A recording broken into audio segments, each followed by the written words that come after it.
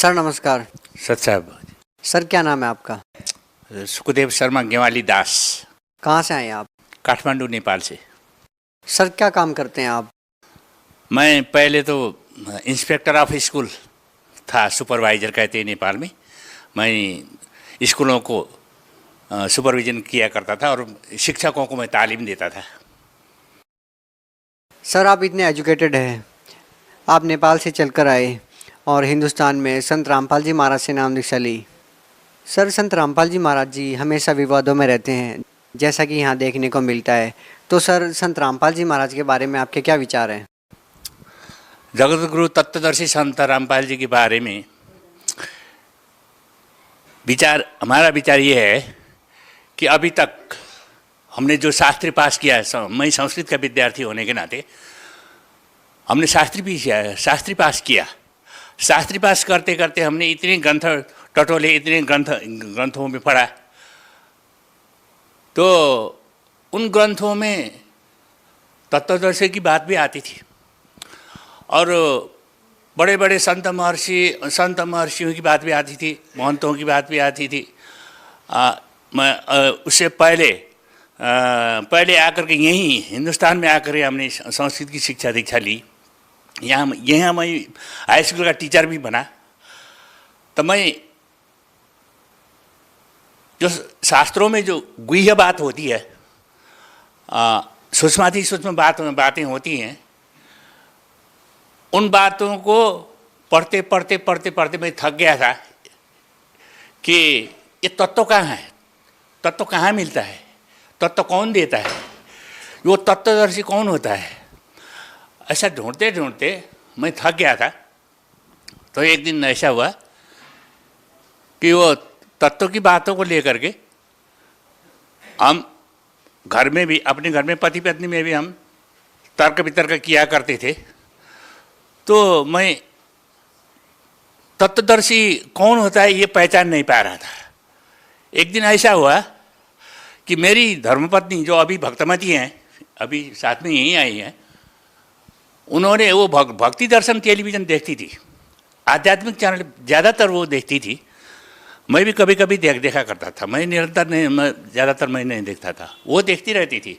एक दिन उन्होंने कहा, देखिए आज तो भक्ति दर्शन में एक श्याम प्रसाद साहबकोटा जो भूगर्भ ऑफिस में भूमि सुधार में उपसचिव के लेवल में जो काम कर रहे हैं, वो कह रहे हैं कि उनकी भक्तमती ने 10 रुपये की एक किताब ले ली थी। वो किताब देखने के बाद मेरा काया पलट हो गया।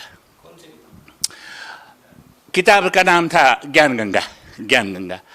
तो उसके बाद मैंने सोचा, अच्छा ये कौन सी किताब थी ऐसी जो कि काया पलट हो गई उनकी। 10 रुपये की किताब से अगर किसी की काया पलट हो जाती है, किसी की उद्धार हो जाती है, तो हम भी तो उसको देख सकते हैं, उसका पता लगाओ, हमने कहा उनको। तो उन्होंने हाईलाइट में जो मोबाइल नंबर आता था भक्ति दर्शन में, तो मोबाइल नंबर को उन्होंने नोट किया, फ़ोन लगा लिया। फ़ोन लगाने के बाद किसी भक्त ने, भक्ति दर्शन की मेंबर ने बताया कि आप कहाँ रहते हो। हम बालाजू, काठमांडू के नज़दीक एक बालाजू गांव है, गोलडुंगा गांव है, उसमें वहाँ रहते थे। तो गोलडुंगा से तो बहुत नज़दीक, स्वयंवीर के नज़दीक एक भक्त रहते हैं, उनके पास ज्ञान गंगा की किताबें मिल जाती हैं, आप वहाँ जा कर के ले लो। उन्होंने कहा। तो बाद में जा कर के फिर मैं दूसरे दिन ही मैं चला गया, वो किताब मैं ले आया, किताब को देखा। तो किताब देखने के बाद हमें विश्वास हो गया कि उसमें तो सारा विश्व ब्रह्मांड का ही ज्ञान रखा हुआ है। उसमें लिखा हुआ था देवी भागवत एक श्लोक, 3 स्कंद का 4 अध्याय का 42वां श्लोक है। वो श्लोक मुझे याद है, ब्रह्माहमीश्वर वर किलते प्रभावात् सर्वे वयम जनियुता नयदातु नित्या केन्नेशुरा सतमख प्रमुखास्त नित्या त्वमेव जननी प्रकृति। इसमें लिखा है, उसमें एक वाक्य आता है, सर्वे वयम जनियुता। ब्रह्मा विष्णु शंकर तीनों मिल करके भगवती के पास जाकर, दुर्गा के पास, शेरा वाली जो दुर्गा है उनके पास जाकर के उन्होंने कहा कि भगवती माता, हे भगवती, सर्वे जन, अगर हम मरणशील हैं, हम इतने सबसे बड़े हम देवता हैं, हम ही मरणशील हैं, तो इस दुनिया में और कौन होगा जो नाशवान नहीं है। तो नासमान, जो नासमान है वो तो आप ही हैं, सतत सदा रहने वाली तो आप ही हैं। आखिर इस प्रकार उन्होंने जो प्रार्थना किया हुआ जो श्लोक हमें मिला, तो उसी श्लोक से हमें बहुत ज्ञान की इच्छा हुई, आगे बढ़ने की इच्छा हुई, खोज करने की इच्छा हुई, अनुसंधान करने की इच्छा हुई। तो करते करते हम ज्ञान गंगा को पढ़ते गए। फिर वेद के कंडिकाएँ हमारे सदगुरु रामपाल जी महाराज जी ने जो वेद के चारों वेद की जो कंडिकाएँ दे रखी है, उस श्लोक नहीं कहते कि वेद की कंडिका कहते हैं, कंडिका को दे रखी है। चारों वेदों के श्लोक को हमने पढ़ा। तो उसके बाद हमने ये फैसला किया कि हाँ, इससे अलावा और कोई वो नहीं है। सर, आपने संस्कृत में एमए की है। संत रामपाल जी महाराज पर कुछ लोगों का आरोप है कि संत रामपाल जी महाराज अर्थों का अनर्थ कर देते हैं। आप तो संस्कृत में एमए हैं, आपने संस्कृत को बहुत बारीकी से समझा है, तो सर आपके क्या विचार है संत रामपाल जी महाराज के बारे में? उन लोगों को ये भी पता नहीं है कि तत्वदर्शी संत क्या होता है और किसको भगवत प्राप्ति, जिसने भगवत प्राप्ति नहीं किया हो वो वेद को समझ भी नहीं सकता और समझा भी नहीं सकता। इसीलिए मुझे तो ये विश्वास हो गया कि हमारे संत जगतगुरु तत्वदर्शी संत रामपाल जी महाराज को भगवत प्राप्ति भी हुई है, पूर्ण ब्रह्म परमेश्वर भगवान ने दर्शन भी दिया है। उसके बाद ही वो तत्वदर्शी संत बने हैं। तत्वदर्शी संत की उदय सदा नहीं होती, करोड़ों वर्ष में एक आध बार ही होता है।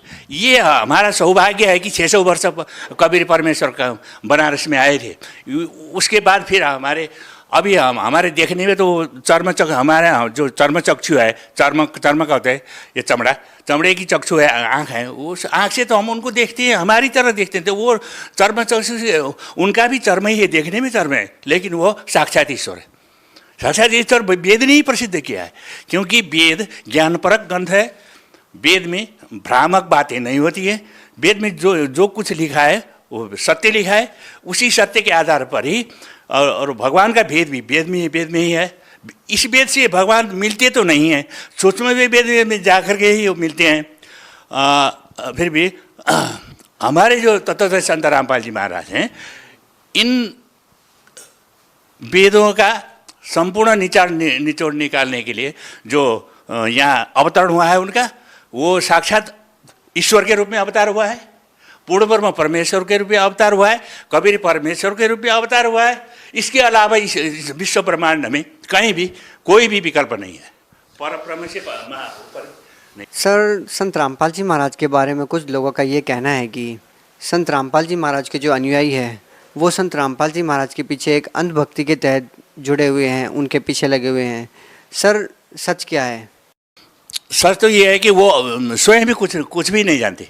वे लोग जो इस बात को कहते हैं वो अपने आप को वो कुछ भी नहीं जानते। पढ़ते तो हैं, वेद पढ़े पर भेद न जाने, बाँचे पुराण 18, अंधा जड़ को प्रत्येक हुआ है। वो लोग तो अंधे को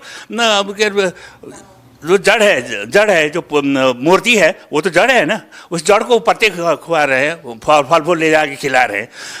वो तो अंधे हैं, स्वयं अंधे। आपका ये कहना है कि संत रामपाल जी महाराज ही तत्वदर्शी संत है? कोई भी इसका खंडन नहीं कर सकता है। अगर खंडन करता है तो वो हमारी भी तत्वदर्शी संत क्या, उनके हम जो कुट्टी है, हम जो दास हैं, हमारे पास आए, हम भी उसको उत्तर देने को हम तैयार हैं, दे सकते हैं। चाहे कहीं भी जाए, विश्व में कहीं भी जाकर के हम जवाब दे सकते हैं उसको कि इनके अलावा कोई परमेश्वर नहीं है। इन्होंने जो समझा है ठीक समझा है, वही यह शास्त्र विधि वर्तते ही कामकारत न सिद्धिम वापनोति न सुखम। जो शास्त्र विधि के अनुसार जो भक्ति दिया है इन्होंने, सही भक्ति दिया है, और सही भक्ति दे करके सही जगह पे हमें वो ले जा सकने वाले भगवान यही हैं। इसके अलावा और कोई ऐसी शक्ति, इस प्रकार का शक्तिशाली पुरुष इस संसार में, इस विश्व ब्रह्मांड में जन्मा ही नहीं अब तक। सर, संत रामपाल जी महाराज में व अन्य धर्मगुरुओं में आपको क्या अलग लगता है? संत रामपाल जी महाराज ने अन्य धर्मगुरुओं से क्या अलग बताया है? अन्य संतों से ये बताया है कि उन्होंने जो कुछ ही पढ़ा समझा और दूसरे को अपना शिष्य भी बना रहे हैं, अब अपना धर्म भी बता रहे हैं, वास्तविक भक्ति नहीं बता रहे, सद्भक्ति नहीं बता रहे। हमारे संत रामपाल जी महाराज जो बता रहे हैं सद्भक्ति बता रहे हैं, उस सद्भक्ति के अनुसार उसमें जो सिद्धांत भी है, व्यवहार भी है। पहले सबसे पहले तो सिद्धांत को समझा लिया है ज्ञान गंगा के मार्फत। ज्ञान गंगा क्या, और भी बहुत ही ऐसी किताबें, गहरी नज़र में गीता है, इन किताबों के मार्फत, इन ग्रंथों के मार्फत उन्होंने सबसे पहले तो सिद्धांत को समझा दिया। सिद्धांत के बाद उन्होंने ये कह दिया कि देखो, अगर ये सिद्धांत को समझने के बाद अगर मर्यादित भक्ति नहीं करोगे, भक्ति करो मर्यादा में रहो, ऐसा है उनकी वाणी, ऐसी है, भक्ति करो मर्यादा। अगर मर्यादित तरीके से आप व्यवहार में नहीं आओगे, व्यवहार में नहीं उतरोगे, तो आप फिर फिसल जाओगे, आप फिर गड्ढे में गिर जाओगे।